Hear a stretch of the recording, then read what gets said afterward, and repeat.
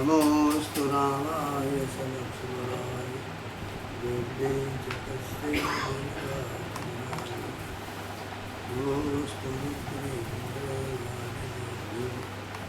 नमोस्तु सिंहासनेभ्यः। श्री राम जय राम जय राम, श्री राम जय राम जय राम, श्री राम जय राम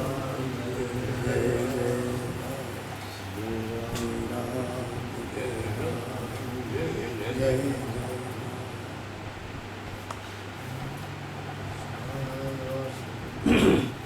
कृष्णाय वासुदेवाय हरये परमात्मने प्रणतक्लेशनाशाय गोविन्दाय नमो नमः।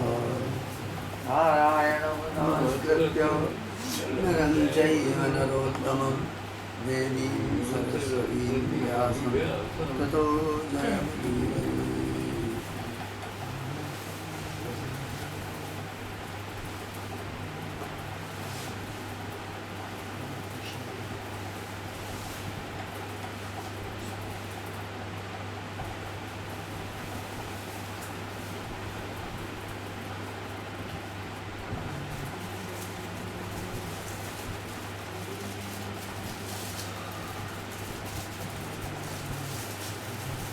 श्री कृष्ण गोविंद हरे मुरारे नाथ नारायण वासुदेव। श्री कृष्ण गोविंद हरे मुरारे नाथ नारायण वासुदेव। यहाँ ये उपोद्घात है, उपक्रम कहते हैं। प्रवृत्ति और निवृत्ति दो तरह के कर्म हैं हम सब लोगों के लिए संसार में। एक ग्रहण करने का है, एक त्याग करने का। एक से संसार में प्रवृत्ति होती है, अविद्या, धन, व्यवहार, इनमें उदासीन प्रवृत्ति होती है। और एक निवृत्ति का कर्म आता है, मन उससे ऊब जाता है, तब फिर वो त्याग करके बाहर भागता है। सर्वस्यैव शास्त्रस्य कर्मणो वापि कस्यचित् यावत् प्रयोजनं नोक्तं तावत् तत् तेन गृह्यते। सब शास्त्रों का एक ही मत है कि प्रयोजनम बिना मंदोपि न प्रवर्तते। बिना प्रयोजन के, बिना उद्देश्य के कोई ग्रंथ पढ़ता नहीं। अखबार भी किसी उद्देश्य से आप पढ़ते हैं कि कुछ सूचना मिले। शास्त्र इसीलिए पढ़े जाते हैं कि जब तक प्रयोजन की सिद्धि न हो तब तक किसी ग्रंथ का, शास्त्र का शुभारंभ नहीं होता। सत और चित तथा आनंद तीन वस्तुएं हैं। सत उसे कहते हैं जो वर्तमान में और भूतकाल में और भविष्य काल में जैसा है वैसा बना रहे, उसका कोई बाध न हो, उसे सत कहते हैं।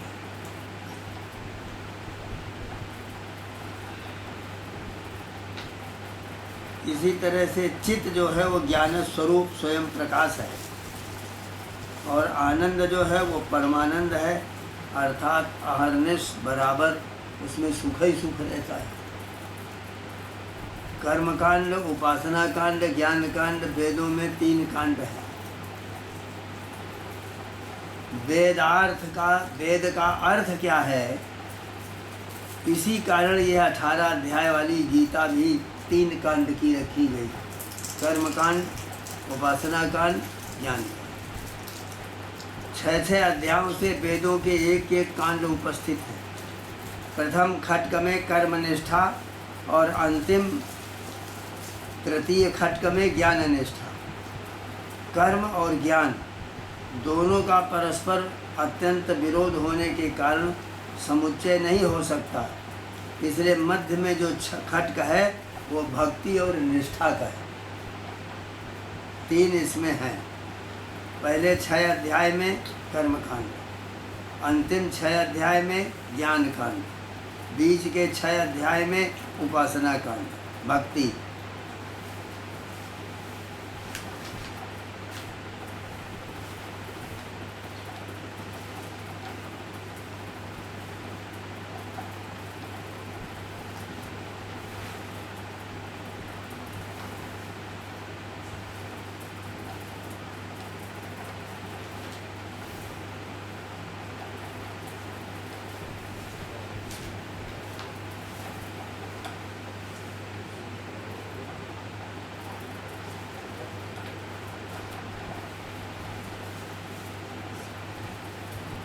पहले पाठात्मक करने क्या ऐसा करें।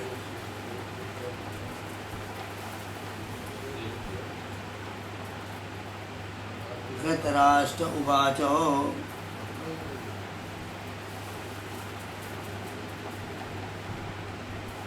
महाभारत का ये आख्यान है।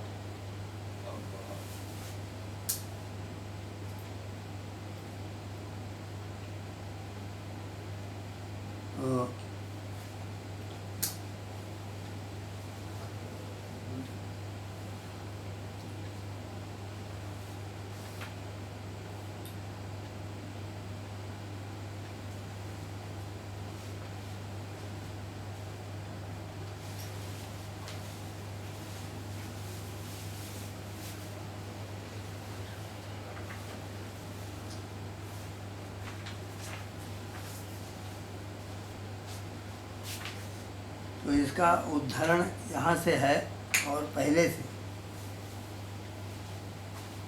अंतिम समय भगवान गए थे दुर्योधन को समझाने के लिए। सब प्रयत्न समाप्त हो गए, अंतिम समय पर हो गए। समझाते रहे, वहाँ कहते रहे सब,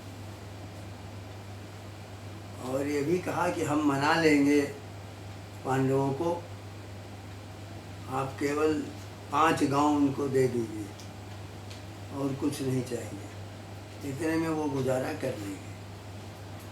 युद्ध न हो, युद्ध में बहुत बड़ा रक्तपात होगा और सब जनता मरेगी। लेकिन दुर्योधन ने नहीं माना।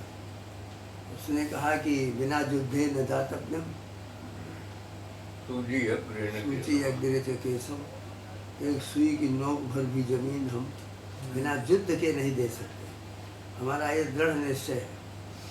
भगवान ने बहुत कहा और फिर अपना विराट रूप दिखलाया। तो विराट रूप देख करके भी उनको कोई आकर्षण नहीं हुआ। मैंने जादूगर आया है यहाँ जादू दिखाने के लिए, अपने अपने आँखें बंद कर लिया और कुछ सेना ने कहा कि मारो इनको। तो भगवान ने कहा हमारे स्वर्ग लोक से आए रथ खड़ा हुआ है, तुम हमें छू नहीं सकते, पकड़ नहीं सकते, कुछ नहीं करोगे। इस तरह से कहते हुए और वहाँ से दुखित होकर भगवान आए, अपने रथ में बैठ करके चले आए।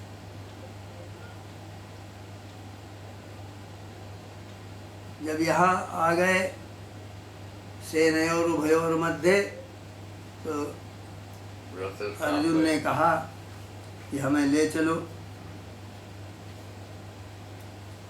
कहाँ क्या हो रहा है ये हम जानना चाहते हैं।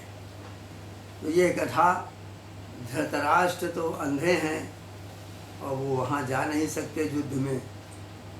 संजय को ये वरदान प्राप्त है कि वो दूर की सब बातों को देख लेते हैं और क्या क्या बात हो रही वो सब की सब उनको सुनाई पड़ता है। तो यहीं पर संजय बैठ गए और संजय जी सब बताते चले जा रहे हैं। तो धृतराष्ट्र उवाच, धृतराष्ट्र ही कह रहे हैं कि धर्म क्षेत्रे कुरुक्षेत्रे समवेता जुजुत्सवाः मामकाः पांडवाश्चैव किम कुर्वत संजय।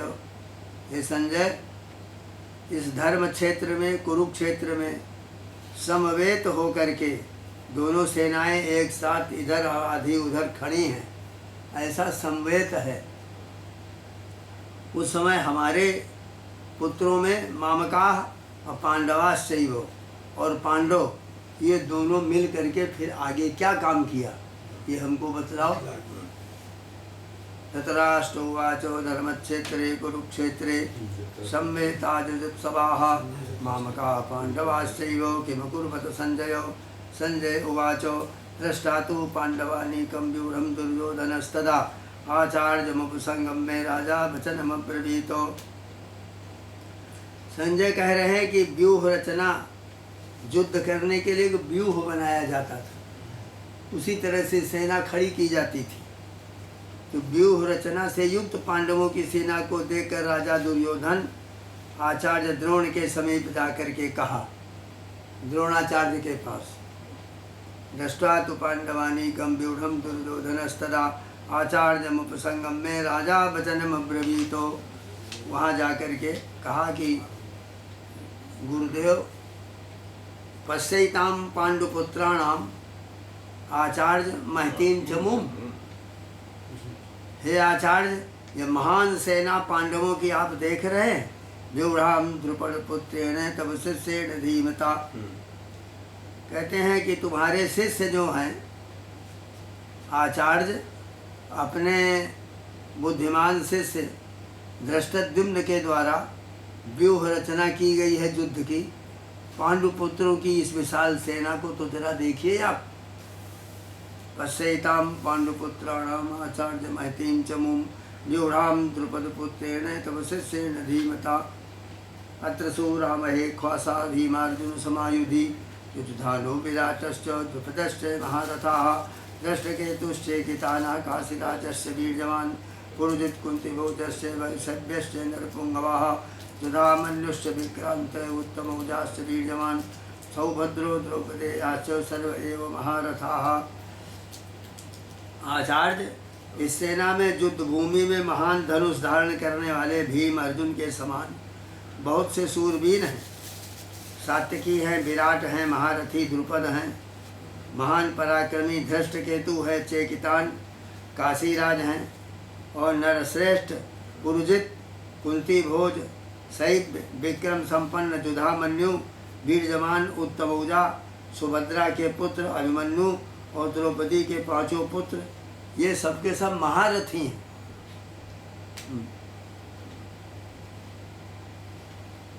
तो एको 10 सहस्राणि योधयेत जस्तु तन्निनाम शस्त्र शास्त्र प्रवीणस्य महारथ इति स्मृतः। एक अकेले 10,000 से जो युद्ध करे, शस्त्र से शास्त्र से, इनमें भी बहुत प्रवीण हो, उसको महारथी कहते हैं। अमितान्योददे जस्तु स्वयं प्रोक्तोति रथस्तु यथा रथस्ते के जोधा तन्यूनो अर्धरथ स्मृताः। और अमित यानी जिसकी कोई सीमा नहीं है, इतने लोगों से जो युद्ध कर लेता है। 17 वीर यहाँ गिनाया, और जो अकेला ही 10,000 धनुर्धारियों से युद्ध करे, शस्त्र विद्या का कुशल, वो महारथी। जो अगणित योद्धाओं से युद्ध करे, वो अतिरथी। और जो केवल 1000 योद्धाओं से युद्ध करे, उसका नाम रथी। रथी, अतिरथी, महारथी।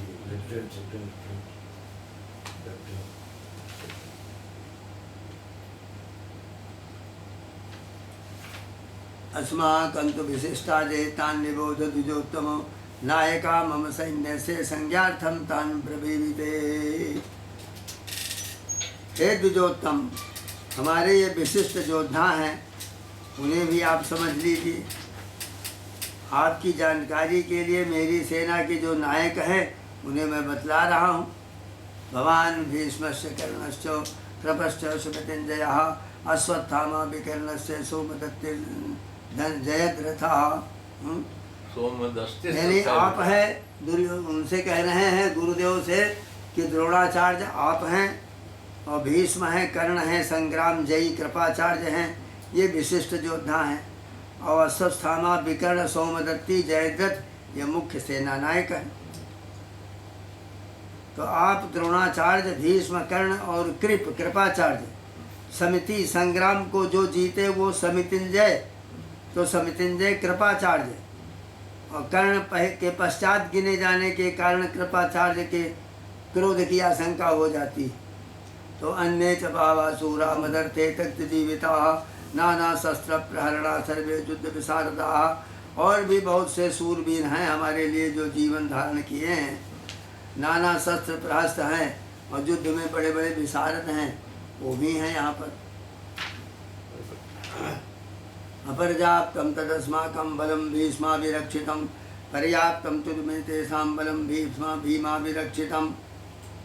हमारी सेना असीमित है, सब ओर से भीष्म के द्वारा सुरक्षित है, और पांडवों की सेना तो सीमित है, वो तो 7 अक्षौहिणी है। हमारी तो बहुत बड़ी है, उससे भी ज़्यादा है, 12 अक्षौहिणी 18।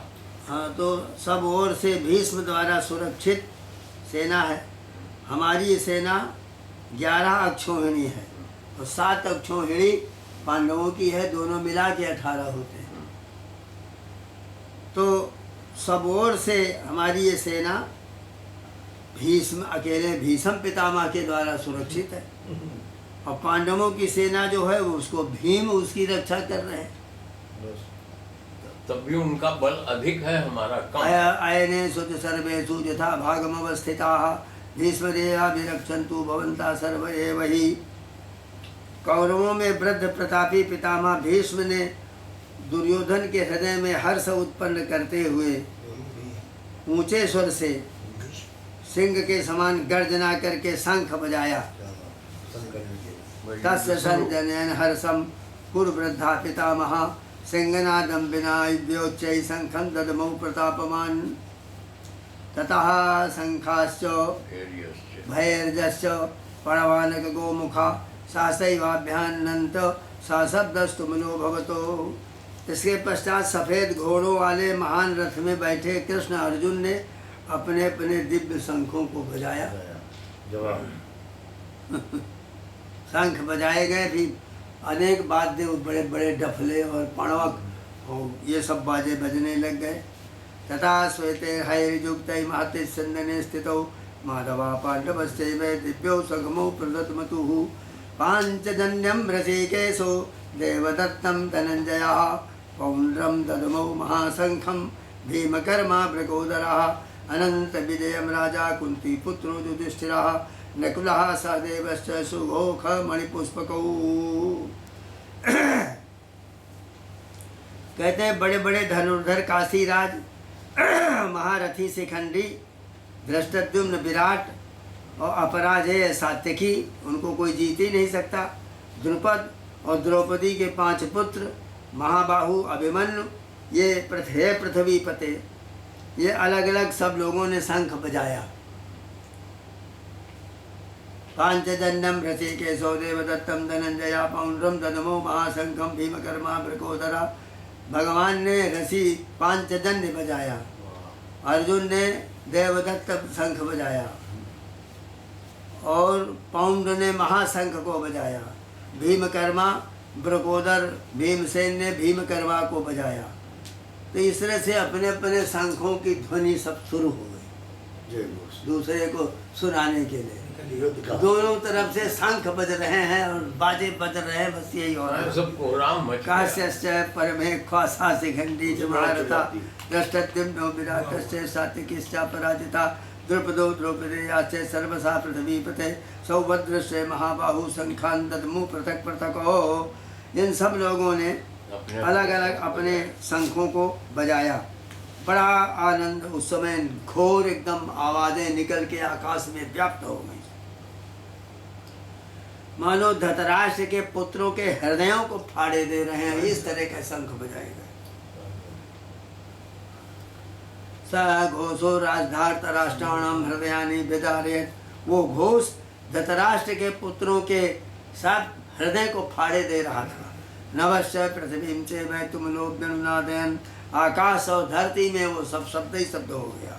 अथ व्यवस्थितान दृष्ट्वा धार्तराष्ट्रान् कपिध्वजा प्रवृत्ते शस्त्र संपाते धनुरुद्यम्य पांडवः। अब इस प्रकार से आकाश पृथ्वी सबको निनादित करते हुए धृतराष्ट्र के पुत्रों के हृदयों को फाड़ दिया। जो राजन इसके पश्चात कौरव पक्ष के वीरों को युद्ध के लिए सुसज्जित देखकर जब शस्त्र चलाने का समय आया ही था कि पांडुपुत्र कपिध्वज अर्जुन ने अपना धनुष उठाकर श्री कृष्ण से यह वाक्य कहा। ऋषिकेशं तदा वाक्यम इदमाह महीपते अर्जुनोवाचो सेनयोरुभयोर्मध्ये रथं स्थापय मे अच्युतो। हे अच्युत, ऐसा करिए कि दोनों सेनाओं के बीचों बीच में हमारा रथ स्थापित करिए। अर्जुन ने कहा हाँ, जावदेतान् निरीक्षे हम जो दुकामान अवस्थितान् कैर्मया सहजो दभ्यम अस्मिन् रण समागमे। इस जब तक मैं युद्ध करने की इच्छा से खड़े हुए योद्धाओं को देख लूं और निश्चय कर लूं कि इस युद्ध के समारंभ में मुझे किनके साथ युद्ध करना है, ये तो हम देखें पहले। जावदेतान् निरीक्षे हम जो दुकामान अवस्थितान् कैर्मया सहजो दभ्यम अस्मिन् रण समुद्र में ज्योत्स्यमानान् अवेक्षे हम जये तेत्र समागताः धार्तराष्ट्रस्य दुर्बुद्धिर्युद्धे प्रीचिकीर्षवः। यहाँ यह युद्ध जो दुर्बुद्धि दुर्योधन का प्रिय करने की इच्छा से एकत्रित हुए हैं, उन युद्ध के लिए उद्यत वीरों को मैं देखूंगा। एक तो वो दुर्बुद्धि है, इस तरह का काम किया है, और ये सब उसके साथी आके खड़े हो गए 11 अक्षौहिणी, तो हम देखेंगे भाई कौन है। संजय उवाच एवं मुक्तो ऋषिकेशो गुडाकेशेन भारतो सेनयोरुभयोर्मध्ये स्थापयित्वा रथोत्तमं भीष्मद्रोण प्रमुखता सर्वेषां च महीक्षिताम् उवाच पार्थ पश्यैतान् सम्मेतान् कुरुनिति। संजय जी कहते हैं कि राजन धृतराष्ट्र से इस प्रकार जब अर्जुन ने कहा तो ऋषिकेश भगवान जो हैं, अर्जुन के ऐसा कहने पर दोनों सेनाओं के बीच में भीष्म द्रोण सभी राजाओं के सम्मुख श्रेष्ठ रथ को खड़ा करके कहा, हे पार्थ, युद्ध के लिए एकत्रित इन कौरवों को देखो।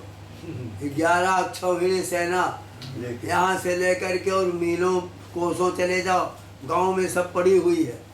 तब धीरे धीरे आ रहे हैं, इतने खड़े होने की जगह कहाँ यहाँ। तो ये सब दिखाया। ज्योत्स्यमान आनवेक्षे हम संजय एवं मुक्तो ऋषिकेशो गुडाकेशेन भारतो सेनयोरुभयोर्मध्ये स्थापयित्वा रथोत्तमं भीष्मद्रोण प्रमुखता सर्वेषां च महीक्षिताम् उवाच पार्थ पश्यैतान् सम्मेतान् कुरुनिति। हे पार्थ, हे अर्जुन, ये संबोधन हे पार्थ यहाँ शब्द दिया।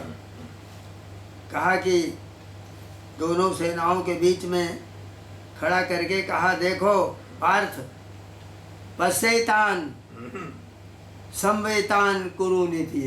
ये संवेद अस्त्र शास्त्र लिए हुए युद्ध करने के लिए खड़े हुए ये लाइन दिखाई दे रही। एक कोस इधर चली गई, इधर चली गई, बड़ा भारी वो है। देखो, इनसे युद्ध करना है आपको। तत्रापश्यते स्थितान् पार्था पितॄन् पितामहान् आचार्यान् मातुलान् भ्रातॄन् पुत्रान् पौत्रान् सखीं तथा ससुरान् सौहृदस्यैव सेनयोरुभयोरपि। अब वहाँ पर अर्जुन ने देखा क्या, सभी बंधुओं को युद्ध के लिए खड़ा देखकर पितरीन पितामहान पितामह खड़े हैं, आचार्य गुरु हमारे खड़े हैं, मामा खड़े हैं, पुत्र खड़े हैं, भतीजे सब खड़े हैं, ससुर लोग उनके आए हैं, उनके भी रिश्तेदार सुहृद लोग आए हैं। ये दोनों तरफ से सब खड़े हुए। तो उनको सबको जोकर विषाद करते हुए अर्जुन बोले, तान् समीक्षो स कौन्तेयः सर्वान् बन्धून् अवस्थितान् कृपया परयाविष्टो विषीदन्निदमब्रवीत्। अब उन सबों को देख करके अर्जुन अपने बंधुओं को और फिर विषाद हो गया, उनके चित्त में बड़ा दुख पैदा हुआ। और फिर बोले, अर्जुनो वाचो दृष्ट्वेमं स्वजनं कृष्ण जुजुत्सं समुपस्थितं सीदन्ति मम गात्राणि मुखं च परिशुष्यति वैपतुश्च शरीरे मे रोमहर्षश्च जायते गाण्डीवं संसते हस्तात् त्वक्चैव परित्यज्यते न च शक्नोम्यवस्थातुं भ्रमतीव च मे मनः। अर्जुन ने कहा, हे कृष्ण, युद्ध के इच्छुक अपने इन स्वजन समुदाय को यहाँ देखकर मेरे अंगों में पीड़ा हो रही है, मुख सूखा जा रहा है, मेरे शरीर कांप रहा है, रोमांच हो गए, हाथ से गांडीव ये छूटा जा रहा है और त्वचा में दाह होने लगा है, मेरा मन भ्रमित हो रहा है, मैं खड़ा नहीं रह सकता हूँ, मैं गिरना चाहता हूँ। गांडीवं स्रंसते हस्तात् त्वक्चैव परिगृह्यते न च शक्नोम्यवस्थातुं भ्रमति वच मे मनः। हम खड़े नहीं रह सकते, हमारा तो मन ही खराब हो गया। निमित्तानि च पश्यामि विपरीतानि केशव न च श्रेयोनुपश्यामि हत्वा स्वजनमाहवे। हे केशव, मैं विपरीत फल के सूचक अपशकुनों को देख रहा हूँ, इसका फल बड़ा विपरीत होगा, उल्टा होगा। और युद्ध में सब स्वजन समुदाय को मार कर भी मुझे कोई कल्याण नहीं दिखाई दे रहा, मैं क्या करूं?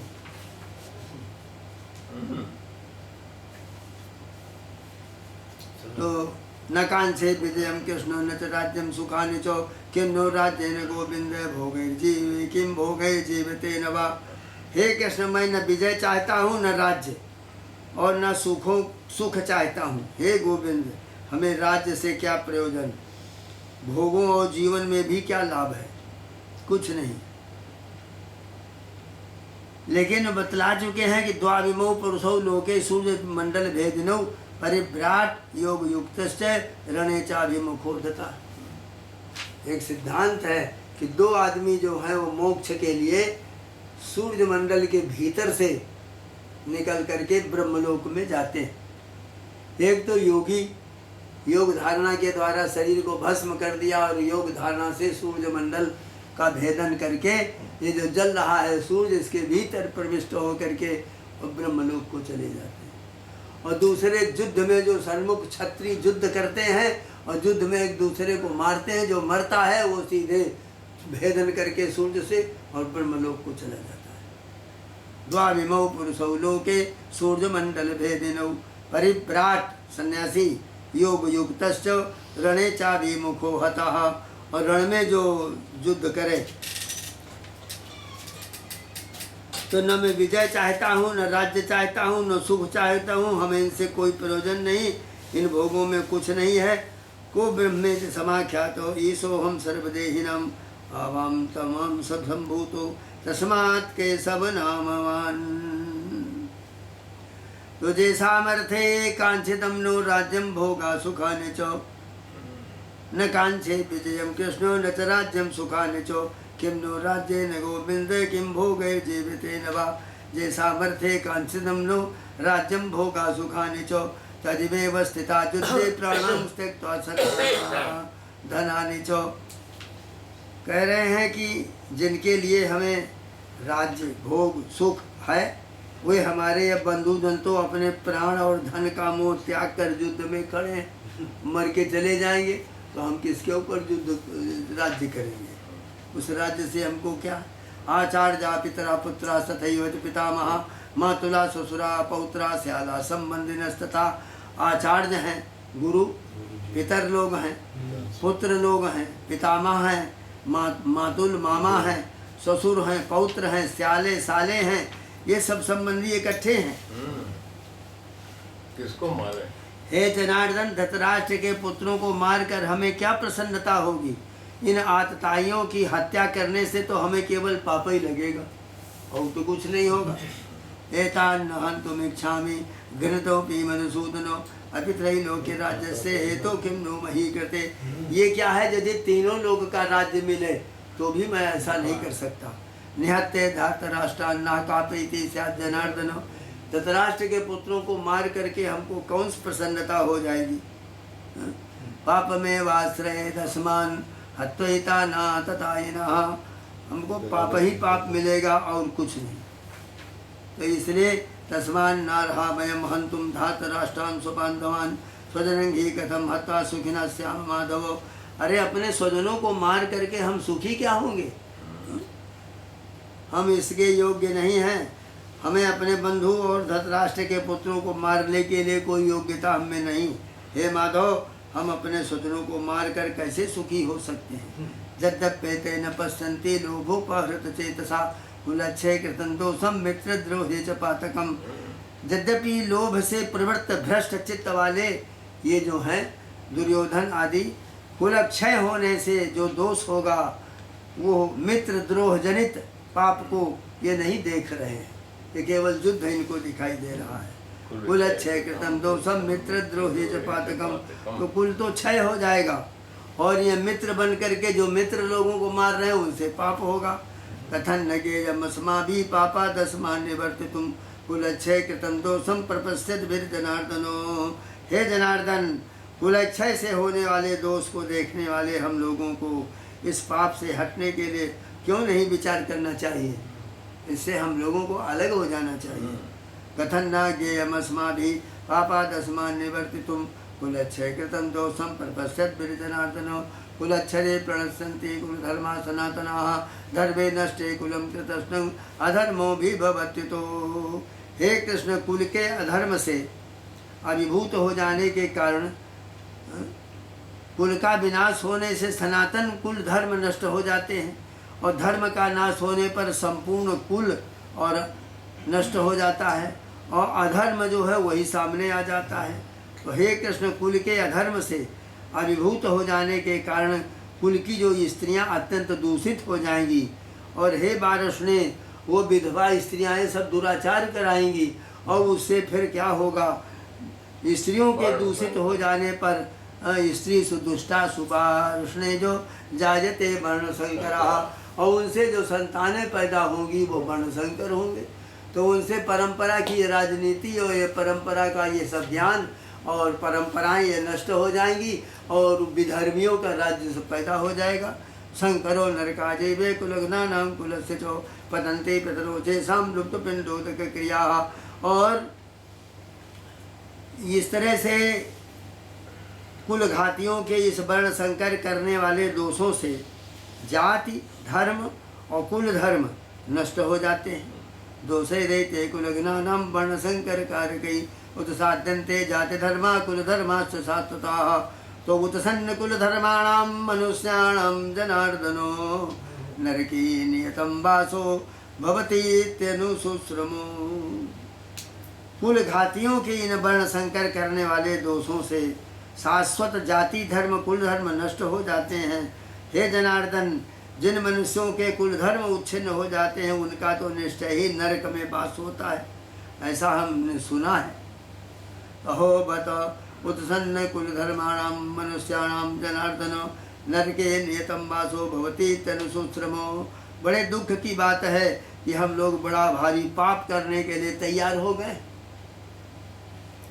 जो कि राज्य और सुख की प्राप्ति के लोभ से स्वजनों को मारने के लिए हम उद्यत हुए हैं। अहोबत महत पापम कर्तुम व्यवसिता वयम यद राज्य सुख लोभेन हंतुम स्वजन मुद्यता।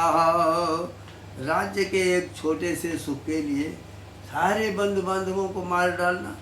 चरिमाम प्रतीकारम शस्त्रम शस्त्रपाणया धार्तराष्ट्रारण्य हन्युस्तन में क्षेमतरम भवेतो। यदि प्रतीकार न करने वाले मुझ शस्त्रहीन को शस्त्रधारी धृतराष्ट्र के युद्ध पुत्र ये युद्ध में मार डालें तो ये मेरे लिए अधिक कल्याणकारी होगा कि हमारा हस्त पड़ा है और यहाँ हमको मार दें, लेकिन ये पाप मैं करने के लिए तैयार नहीं। यदि माम प्रतीकारम शस्त्रम शस्त्रपाणया धातराष्ट्रारण्ये हन्युस्तन में क्षेमतरम भवेतो। संजय उवाचो एवं उक्तार्जुना संख्ये रथोपस्थ उपाविशतो विसंजय सतरम चापम शोकसम विघ्नमानसाः। संजय कह रहे हैं धृतराष्ट्र से कि राजन, युद्ध भूमि में ऐसा कहकर अर्जुन शोक से व्याकुल हो चित्त हो करके और धनुष बाण छोड़ करके और रथ के ऊपर जा करके पीछे वाले हिस्से में बैठ गए। श्रीमद परमहंस परिव्राजकाचार्य विश्वेश्वर सरस्वती पाद शिष्य मधुसूदन सरस्वती विरचितायाम भगवद गीता श्रीमद् भगवद गीता सुपनिषत्सु ब्रह्म विद्यायाम योग शास्त्रे कृष्णार्जुन संवादे अर्जुन विषाद योगो नाम प्रथमोध्याय। पहला अध्याय हो गया, अर्जुन को विषाद पैदा हो गया। बैठ के क्या करें, दिमाग गड़बड़ा गया। मामा है, ससुर है, साले हैं, भतीजे हैं, नाती हैं, किसको मारे? खेल खराब हो गया। तभी तो फिर ये शास्त्र आगे बढ़ेगा। दूसरे में कितना है? दूसरे में इसमें कितने 23 हो गए, 22 श्लोक? अरे नहीं, इसमें 47 है। 47 हो गए। दूसरे में 72। और बड़ा है। हाँ चलो कल शुरू करो। हाँ, वो पूरा 1 घंटे भर का है? 1 घंटे भर का है। हाँ 11:30 हो रहा है, और थोड़ा जल्दी आने की कोशिश करो। हाँ, कल आने। तो अभी तो कुछ वो उसी व्याख्या में तो नहीं जगाया की। है अर्जुन ने। अभी तो अर्जुन ऐसे ही को। सुना दिया, कोई विशेष व्याख्या नहीं किया। अभी इसका उपोद्घात ही बोलने के लिए है। तो रामाय सलक्ष्मणाय नमोस्तु रुद्रेन्द्रयमानिरेभ्यो नमोस्तु चन्द्रार्कमरुद्गणेभ्यः कृष्णाय वासुदेवाय हरये परमात्मने क्लेशनाशाय गोविन्दाय नमो नमः।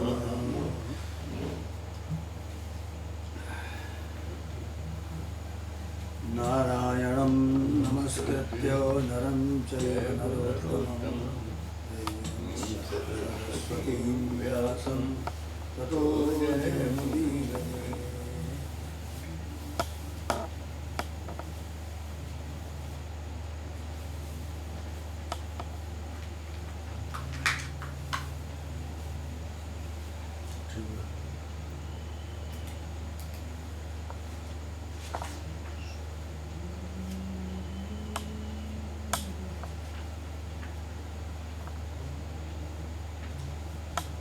पार्थाय प्रतिबोधितां भगवता नारायणेन स्वयं व्यासेन ग्रथितां पुराणमुनिना मध्ये महाभारतम् अद्वैतामृतवर्षिणीं भगवतीम् अष्टादशाध्यायिनीम् अम्ब त्वामनुसन्दधामि भगवद्गीते भवद्वेषिणी।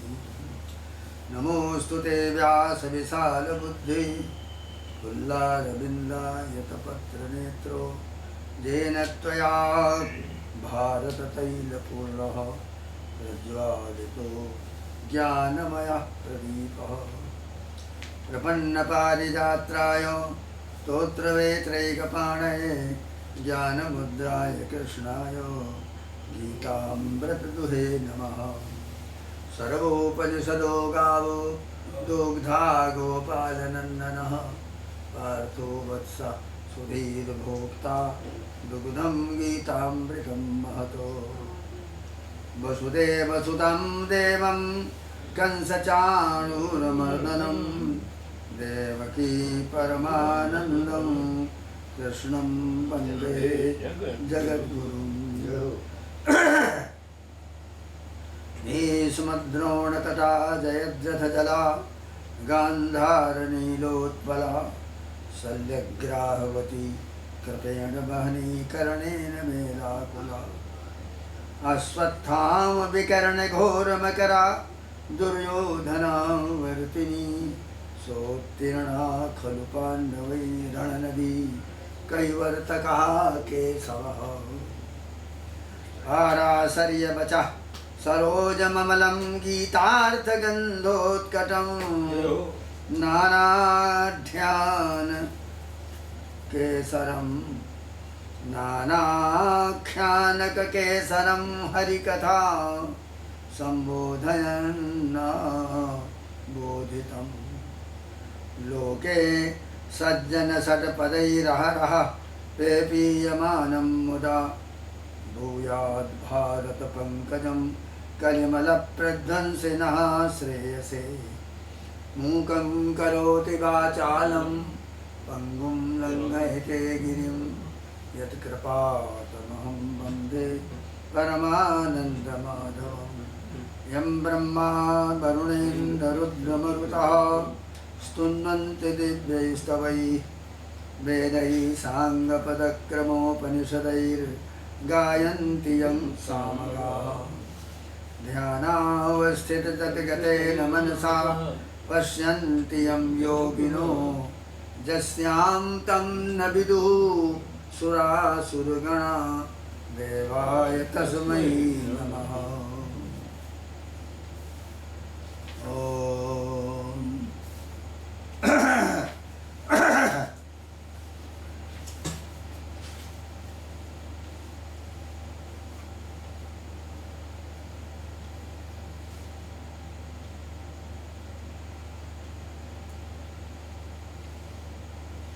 अर्जुन जब ये कह रहे हैं कि संसार में भीख मांग करके खा लेना अहिंसा परमो धर्मो, अहिंसा ही परम धर्म है, हम भिक्षा मांग कर खाना परम धर्म है। इस प्रकार की बुद्धि के कारण अर्जुन को युद्ध से विमुख सुन करके और अपने पुत्रों के राज्य को अविचल समझकर स्वस्थ चित्त हुए धृतराष्ट्र की। इसके पश्चात क्या हुआ? हाँ, यानी इधर तो प्रसन्न है कि बड़ा अच्छा हुआ संजय, जो अर्जुन ने विषाद व्यक्त किया बिल्कुल ठीक किया, इससे हमारे पुत्रों की विजय हो जाएगी और पांडव अपना जहाँ चाहे वहाँ रहें, युद्ध नहीं होगा और राज्य भी हमारे पास रहेगा। तो बड़े प्रसन्न हुए और प्रसन्न चित्त होकर आगे पूछा, कहते हैं कि इसके पश्चात क्या हुआ? किम वृत्तम इत्याकांक्षा। तो संजय उवाच, जब ये प्रश्न उन्होंने कर दिया तो महाराज धृतराष्ट्र को यह हो गया कि बड़ा अच्छा हुआ जो युद्ध से ये अलग हो गए। अर्जुन से बड़ा भय था और ये युद्ध नहीं करेंगे तो हमारे पुत्रों की विजय हो जाएगी। तब पूछ रहे हैं अब आगे क्या हुआ? तो संजय उवाचो तंतरा कृपयाभिष्टो मत्स्यपूर्णाकुलेक्षणं विषीदन्तमिदं वाक्यम् उवाच मधुसूदनः।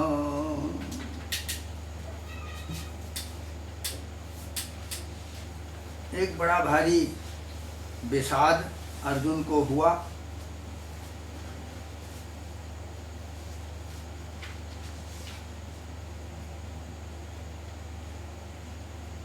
संजय ने कहा कि इस प्रकार करुणा से व्याप्त और आंसुओं से पूर्ण व्याकुल नेत्रों वाले विषाद करते हुए, दुख करते हुए अर्जुन से भगवान मधुसूदन ने उवाच मधुसूदन, भगवान बोले, भगवान वाचो कुतस्त्वा कस्मलमिदं विषमे समुपस्थितम् अनार्यजुष्टमस्वर्गो मकीर्तिकरमर्जुनो ऐश्वर्यस्य समग्रस्य धर्मस्य जगतः जशसा श्रियः वैराग्यस्याथ मोक्षस्य शरणं भगयतींगनः।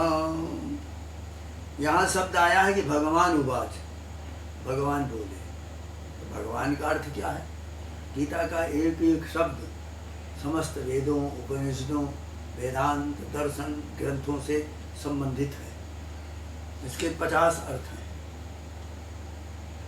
सीधे सीधे यहाँ मधुसूदन उवाच, कृष्ण उवाच ये नहीं है, भगवान उवाच। क्यों ऐसा कहा? तो कहते हैं कि ऐश्वर्य से समग्र से, जितने भी ऐश्वर्य हो सकते हैं और धर्म जितने भी प्रकार के माने हुए हो सकते हैं और उनसे उत्पन्न होने वाला यश और उससे उत्पन्न प्राप्त होने वाली लक्ष्मी और फिर इसके बाद वैराग्य जितना भी हो सकता है और वैराग्य के का परिणाम फिर मोक्ष है। तो उस मोक्ष का जो स्वरूप है ये 6 चीज़ें हैं, ऐश्वर्य, धर्म, यश, लक्ष्मी, वैराग्य, मोक्ष। ये 6 चीज़ों को भग कहते हैं, भगवान उवाच। तो ये 6 चीज़ें भग में हैं, समस्त ऐश्वर्य, समस्त धर्म, समस्त यश, समस्त लक्ष्मी, समस्त वैराग्य, समस्त जितने प्रकार के ज्ञानों से मोक्ष हो वो मोक्ष। ये 6 भी चीज़ों को भग कहते हैं। उत्पत्तिं च विनाशं च भूतानां अगतिं गतिं वेत्ति विद्याम् अविद्यां च सवाच्यो भगवानिति। अब कहते हैं जो उत्पत्ति को जानता है, जगत की उत्पत्ति कैसे हो रही, कहाँ से हो रही, और इसके विनाश को भी जानता है और समस्त प्राणियों की गति कहाँ हो रही है, जाते का